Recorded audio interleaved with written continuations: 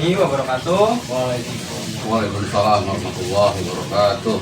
Selamat sore Bapak Ibu sekalian yang saya hormati. Pada kesempatan kali ini kami akan mewawancarkan tokoh masyarakat dengan topik etika dalam pemilu. Sebelum kami lanjut, kami akan memperkenalkan diri. Halo semuanya, perkenalkan nama saya Muhammad Aziz Ramadan dari kampus Jakarta Global University dengan jurusan Teknik Industri semester 1 dengan NIM 0924090339 dan di samping kiri saya bernama Tazwa Ramadhani dari Prodi Teknik Industri dengan merek NPM 092024090341. Dan yang sebelah kiri saya ada saya di Luna dengan NPM 092024090338 semester 1. Oke, dan di sini ada narasumber kita dengan Pak siapa? Ketua RT 01 RT 04 Bapak Yadi Dia. Oke Pak, seperti namanya etika pemilu itu seperti apa sih Pak? Etika dalam pemilu? Etika dalam pelaksanaan pemilu ya. Iya. Tentu kalau yang namanya etika dalam pelaksanaan pemilu itu sangat penting. Karena bukan hanya di dalam pelaksanaan pemilu, etika pun diperlukan dalam etika ke tiap hari, perjalanan tiap hari. Kalau dalam etika dalam pemilu itu betul sangat penting sekali, karena ketika beretika di dalam pelaksanaan pemilu, apakah itu kita beretika kepada pemilih-pemilih yang datang, agar pemilih-pemilih itu akan merasa tenang, merasa aman, dan insya Allah akan menghasilkan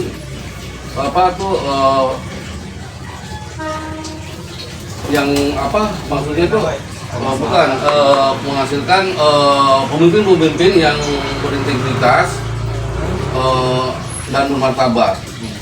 Di samping itu, etika dalam pemilu itu sangat penting juga, karena dalam pelaksanaan pemilu itu kita sangat diperlukan etika, karena kalau kita tidak beretika, bagaimana kita tidak bisa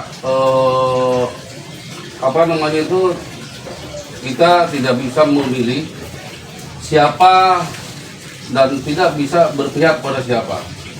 Itulah kami dalam pelaksanaan pemilu gitu. Jadi agar kita semua tidak bisa berpihak baik kepada perorangan atau calon ataupun kepada partai.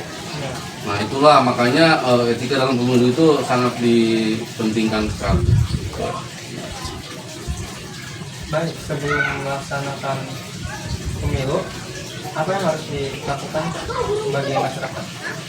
Persiapan. Kalau untuk masyarakat, kami selaku pelaksana pemilu kemarin itu ya boleh dikatakan KPPS ya. Iya. KPPS itu memang kita yang paling utama itu memberitahukan kepada warga agar warga tahu, dan kita memberikan motivasi kepada warga atau edukasi kepada warga agar warga ingin sekali datang ke TPS. Karena jujur saja untuk pelaksanaan pemilu itu kadang-kadang warga itu malas. Ya, jadi bagaimana caranya kita sebagai KPPS untuk mengedukasi warga, memberitahukan kepada warga agar warga itu ingin sekali datang ke TPS dengan cara dan teknik masing-masing ya, namanya di KPPS itu. Ya alhamdulillah kemarin walaupun masih banyak yang nggak datang, kemarin sekitar mungkin 75-80% yang hadir, saya anggap itu sudah cukup bagus. Itu aja. Ada yang bertanya? Lanjut ke pertanyaan dari segi negatifnya nih, mengapa masih ada praktik politik uang dalam pemilu? Nah itu kalau praktik politik uang dalam pemilu, kita sebetulnya kurang paham juga ya, karena KPPS itu tidak sampai ke situ sebetulnya. Tetapi memang tidak ditutup kemungkinan praktek uang itu ya masih ada aja sebetulnya. Ya mungkin mereka juga tahu tekniknya seperti apa. Jadi kita sendiri KPPS atau mungkin Bawaslu atau Panwaslu tidak mengetahui. Tapi pada dasarnya politik uang itu masih ada. Ya itu tergantung kepada orangnya masing-masing. Tetapi ya kadang-kadang yang namanya di warga itu ya begitulah katanya. Banyak juga yang bilang ada uang gue coblos gitu. Nah ada juga seperti itu. Tapi pada dasarnya kita selalu beredukasi kepada warga dan memberitahukan kepada warga bahwa politik uang itu tidak dibenarkan dan melanggar aturan undang-undang. Dengan begitu ya alhamdulillah ya walaupun masih ada tapi mereka gerak-geriknya itu selalu kita pantau. Paling tidak meminimalisir bagaimana caranya supaya politik uang itu tidak ada. Karena dengan politik uang kita tidak akan menghasilkan pemimpin yang berintegritas dan bermartabat gitu.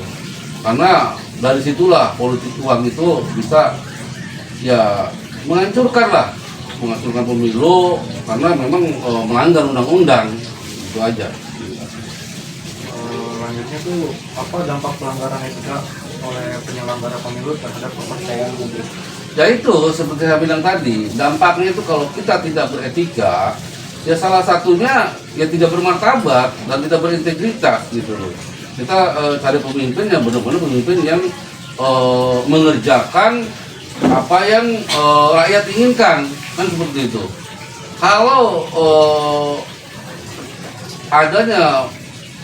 kalau tidak adanya etika, ya begitu pemimpin itu pasti pemilu itu menghasilkan pemimpin yang tidak bermartabat dan tidak berintegritas. Makanya banyak juga kita nggak bisa pungkirin itu.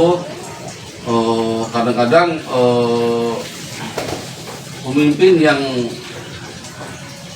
tidak mengedepankan etika, ya nanti terlihatlah pemimpin seperti apa. Itu aja sih. Nah ini ada satu lagi nih pertanyaan yang menurut saya menarik nih Pak. Mengapa banyak kandidat yang mengabaikan janji kampanye setelah ia terpilih? Tanggapan Bapak gimana? Tanggapan saya sebetulnya gini ya, kalau janji kampanye itu kan Ya kan biasanya banyak terus. ya betul, janji kampanye. Memang dalam kampanye itu kan begini, calon mengadakan kampanye untuk menarik simpati warga, untuk menarik simpati pemilih. Jadi bagaimana mereka berupaya supaya pemilih itu tertarik untuk memilih mereka, untuk memilih calon. Gitu. Makanya tapi saya yakin janji itu sebetulnya bukan tidak dilaksanakan, mungkin karena waktunya aja. Karena sekarang itu dalam undang-undang tuh 5 tahun. Nah janji-janji itu kemungkinan terlalu banyak atau gimana, jadi janji itu tidak terlaksana. Ya mungkin ada juga yang memang ada juga sih, kita nggak mungkin juga lah, memang ada janji yang tidak bisa dilaksanakan. Kemungkinan juga karena anggaran atau apa gitu. Karena waktu mereka berjanji itu, mereka berkampanye itu sebelum menjadi pejabat gitu ya kan. Jadi belum mengetahui sedetil-detilnya. Tapi pada dasarnya gini, janji dalam kampanye memang sebetulnya harus dilaksanakan. Karena kami pun, kalau saya sebagai warga pun, misalnya setiap mendengar kampanye itu saya catat gitu. Apa janji kampanyenya, apa janji kampanye. Jadi ketika mereka sudah terpilih, ya kita bisa menagih gitu janjinya. Karena dari situlah kadang-kadang masyarakat karena mendengar janji-janji, jadi mereka tertarik untuk memilih. Ya, jadi gitu aja. Apalagi? Mungkin pertanyaan. Iya, baik. Jadi saya pengen bertanya soal sisi positifnya dari pemilu, Pak. Itu kira-kira gimana sih penerapan prinsip etika dapat menjadi keadilan dalam pemilu? Gini, betul sekali. Prinsipnya kalau etika dalam berkeadilan dalam pelaksanaan pemilu, ya jelas sekali terlihat. Karena kalau kita tidak beretika dalam keadilan pemilu, kita bisa aja seperti masyarakat datang, kita bisa melihat nih masyarakat ini masyarakat apa. Kalau kita tidak beretika, kemungkinan yang terdekat dulu kita atau yang terkaya dulu di sini atau yang memberi banyak sumbangan dulu di sini kita kedepankan. Nah itu kalau tidak beretika dalam keadilannya dalam melaksanakan pemilu, makanya penting sekali kita melaksanakan etika, karena dalam salah satu etika itu ya dalam keadilan itu gimana caranya supaya dalam pelaksanaan pemilu itu berjalan dengan lancar, berjalan dengan baik, tidak ada warga yang protes. Jadi disitulah ada letak keadilan untuk pemilih yang hadir untuk mencoblos pasangan. Nah, untuk yang kedua, saya ini penasaran. Menurut Bapak, penerapan etika seperti ini dapat memperhatikan dan memperkuat demokrasi dalam pemilu nggak sih kayaknya? Ya, karena beretika ya berdemokrasi. Karena walaupun demokrasi itu kan kebebasan, misalnya kebebasan berpendapat, kebebasan menentukan sikap. Tapi kalau tidak dilandaskan dengan etika, ya nggak bagus juga gitu loh. Kita berpendapat tentang satu hal, tapi pendapat itu tidak mengedepankan etika, dengan sembarangnya dia mengucap dengan apa gitu, itu kan berarti tidak bagus juga. Jadi etika dalam demokrasi pun menurut saya pribadi ya harus dan penting juga. Oke, nah ini tapi saya pengen nanya nih Pak, peran masyarakat dalam menjaga etika dan kejujuran itu selama proses pemilu apa aja sih kira-kira? Nah, peran masyarakat dalam pelaksanaan pemilu ya banyak juga sih ya. Umpamanya contohnya masyarakat kita berikan anjuran, kita berikan edukasi, mereka datang dengan tertib, mereka menunggu dengan sabar. Ya itu pun salah satu etika dalam masyarakat dalam melaksanakan pemilu gitu loh. Karena kalau masyarakat itu pun tidak beretika, mereka mungkin agak ingin duluan, ingin gimana, ingin cepet gitu. Tapi karena masyarakat juga kita sebagai KPPS sudah memberikan edukasi, masyarakat pun alhamdulillah mengerti gitu kan, dan dengan sabar menunggu giliran dipanggil untuk mencoblos.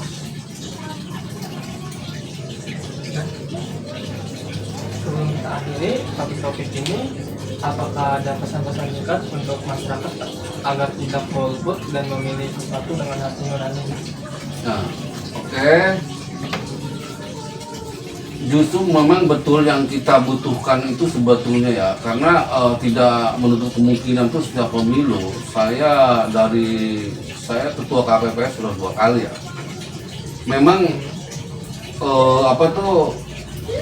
bagaimana cara kita supaya masyarakat itu mau datang ke TPS dan mau mencoblos. Memang itu yang agak sulit. Karena karakter dan di masyarakat itu berbeda, dan mungkin juga pekerjaannya berbeda. Kadang-kadang dalam pemilu ya ada yang masuk kerja, ada yang apa. Tapi disinilah sebetulnya peran PPS dan KPPS untuk mengedukasi warga supaya hadir ke tempat penyelenggaraan pemilu. Nah, insya Allah kalau udah hadir kan nggak mungkin golput kan gitu. Nah, disinilah sebetulnya peran kita sebagai KPPS atau PPS kelurahan, dan kita bisa juga minta bantuan tokoh masyarakat agar kita kadang-kadang kita lakukan tuh sebelum pemilu tuh door to door kepada masyarakat agar masyarakat mau hadir, karena memang sangat penting sekali pemilu itu sebetulnya, karena 5 tahun ke depan itulah sebetulnya yang harus kita edukasi ke warga, bagaimana kita mencari pemimpin yang bisa menjalankan amanat rakyat. Disitulah kalau kita ini sebetulnya berkaitan dengan etika ya. Kalau kita benar-benar mengedukasi kepada warga supaya hadir, tidak golput, dan kita juga mengedepankan etika dalam pemilihan.